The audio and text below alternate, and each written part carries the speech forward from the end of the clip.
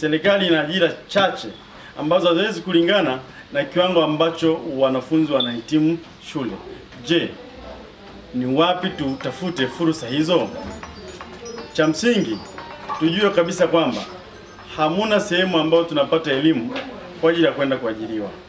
Tutafute namna bora ambayo tunaweza kutengeneza fursa nyingi kwa ajili ya jamii yetu, ili jamii hili iweze kujiajiri na wao wakaajiri watu wengine. Lakini kikubwa ni kwamba tupende maeneo yetu tunayotokea. Maeneo tunayotokea mengi yamekuwa na mazingira hafifu sana. Ni kwa sababu watu wa hapo maeneo hayo hawashirikiani. Mimi nitoe wito kwa jamii yetu.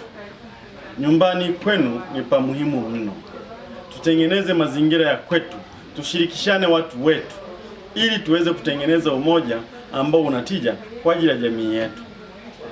Ni mambo mengi ambayo yapo, na kwa maana ya utaratibu wa chama, kwa sababu umesharuhusu kufikia ratiba ya kuchukua fomu, ninaomba ndugu zangu wana Tarime vijijini na Tarime kwa ujumla, niwaombe mniunge mkono, niwaombe tuungane kwa pamoja, tutengeneze siasa ambazo zina ustaarabu, lakini pia tuwe na umoja wetu. Kuna maisha kabla ya siasa, kuna maisha baada ya siasa. Cha msingi tufanye kila kitu tukimtanguliza Mwenyezi Mungu. Tukumbuke ya kuwa uchaguzi utapita, lakini maisha yataendelea.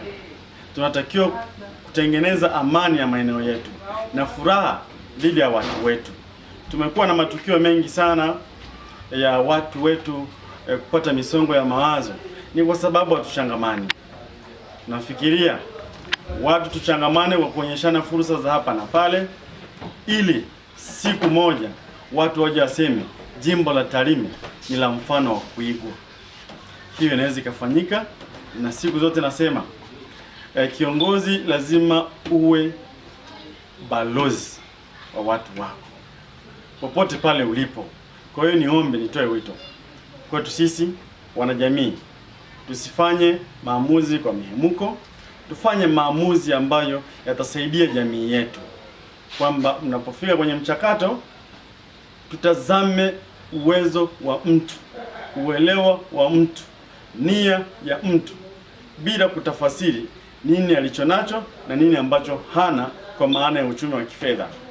Tutakapopata mtu sahihi, hatutajutia kwa muda wote huo. Ni wito wangu sasa, Tarime vijijini tufanye mabadiliko mazuri, tuchague watu ambao ni sahihi kwa ajili ya Tarime yetu vijijini.